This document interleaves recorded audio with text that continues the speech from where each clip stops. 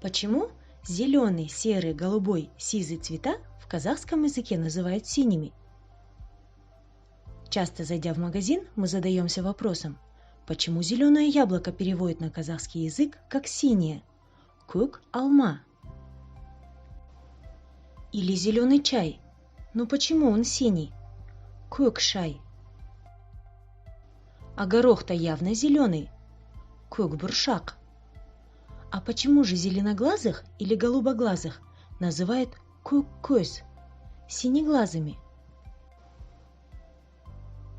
А сизый голубь, көк көгершін, или серый конь, көк ат, они же явно не синие.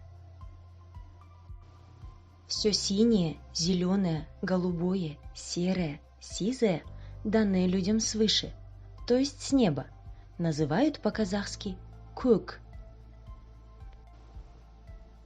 Например, көк шөп, зеленая трава. А мяч зеленый, потому что он рукотворный, сделанный руками человека. Жасыл дуб. А еще есть множество словосочетаний, где слово көк не обозначает цвета. Көк жалқау, настоящий лентяй. Көк асық, неокрепший. Так говорят о животных. Көк ауыз, көк мылжың, болтун, пустомеля. Көк жасық, постное мясо.